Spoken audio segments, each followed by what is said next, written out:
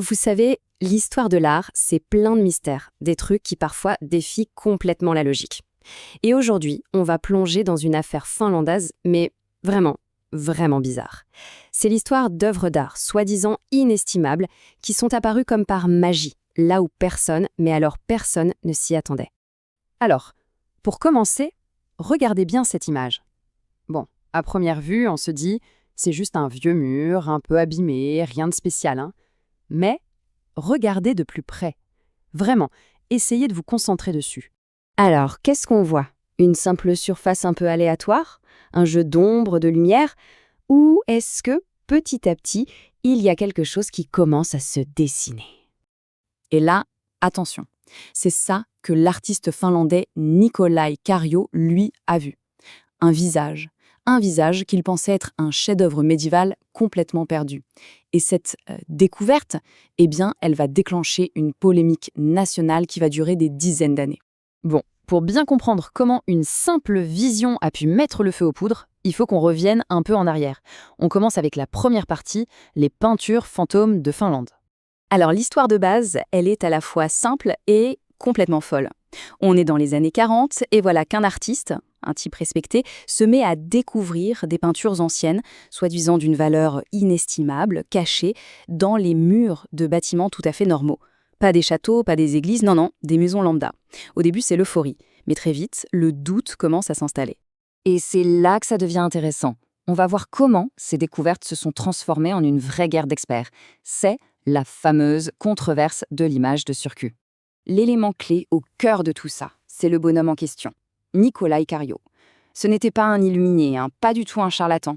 C'était un peintre décorateur talentueux, reconnu, on l'a même décrit comme un maître oublié de l'art déco. Et c'est ça qui rend l'affaire encore plus dingue.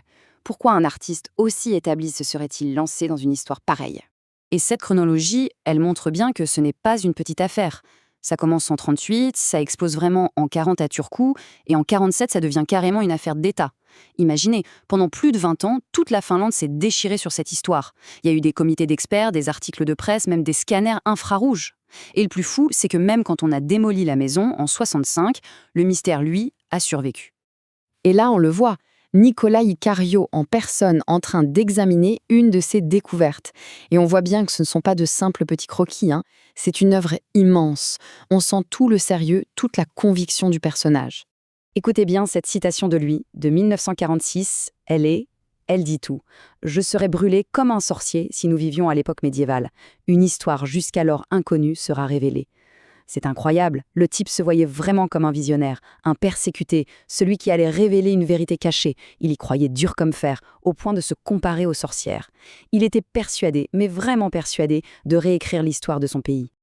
Alors face à tout ça, qu'a dit l'enquête officielle? Eh bien, c'est là que l'histoire devient encore plus bizarre. On passe à la troisième partie, un artiste inconscient. La commission archéologique, elle, a fait un travail très carré. Ils ont pris les affirmations de Kallio une par une et les ont comparées aux faits. D'un côté, Kallio dit « ces images sont médiévales ». De l'autre, les faits, la maison date de 1846. Kallio dit « ce sont des peintures anciennes ». Les faits, les matériaux, les pigments, tout est moderne. Et le coup de grâce, aucun autre expert n'a jamais réussi à trouver quoi que ce soit. Et c'est là qu'on arrive au verdict. Probablement l'un des plus étranges de toute l'histoire de l'art. La commission a conclu quoi? Que les images ne sont pas anciennes, mais qu'elles ne sont pas des faux non plus. En fait, elles auraient été faites par Kallio lui-même, mais de manière inconsciente. Il ne mentait pas, il peignait sans le savoir. Une conclusion qui a laissé tout le monde pantois. C'était presque mystique. Alors, pour essayer de comprendre ce verdict complètement fou, on doit quitter le monde de l'art pour celui de la science, et plus précisément, du cerveau. C'est la clé de toute l'énigme.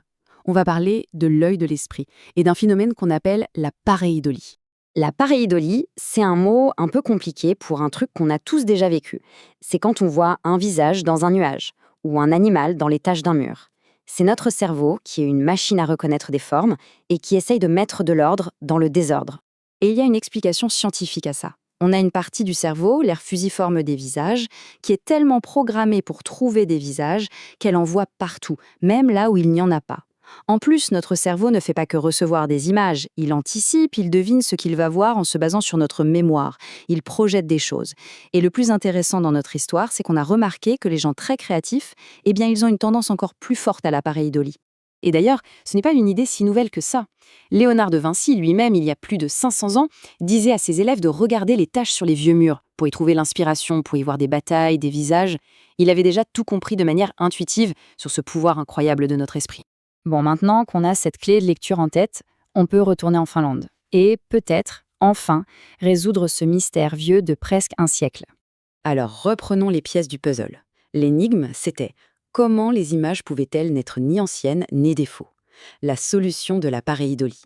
Son cerveau percevait des motifs et sa main d'artiste, presque sans y penser, les a juste fait ressortir.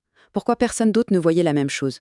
Parce que c'était son cerveau à lui qui projetait ces images-là, et pas un autre. Et la grande question, pourquoi y croyait-il si fort? Parce que l'expérience de la pareidolie, elle paraît 100% réelle. Ce n'est pas une hallucination, c'est une interprétation tellement puissante qu'on est convaincu de sa réalité. Et avec le recul, on se rend compte que tous les indices étaient là, sous nos yeux. D'abord, cette obsession pour les visages. C'est le signe numéro 1 de la pareidolie. Ensuite, il trouvait souvent les mêmes motifs, comme des figures de la Vierge, à des endroits complètement différents. C'est typique d'un modèle mental qu'on projette. Mais la preuve la plus troublante, c'est quand on regarde de plus près ses propres peintures. Regardez ça. À gauche, c'est une de ses découvertes. À droite, c'est un détail d'un de ses tableaux à lui, l'icône de la Seine.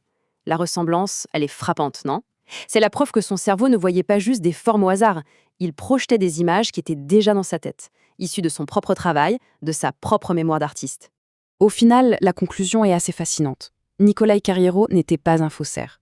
Ce n'était pas non plus un menteur. C'était un artiste de grand talent, avec un cerveau exceptionnellement doué pour voir des choses. Le tout à une époque où on ne comprenait absolument pas ce phénomène psychologique. Il a été à la fois la victime et l'auteur d'un tour de magie incroyable joué par son propre esprit. Et cette histoire un peu folle nous laisse avec une question qui nous concerne tous. Nos cerveaux, à tous, sont des machines à chercher des motifs, à créer du sens, parfois même là où il n'y en a pas. Alors la question c'est, au-delà des nuages ou des vieux murs, quelles sont les peintures fantômes que nos propres esprits sont en train de projeter, chaque jour, sur le monde qui nous entoure?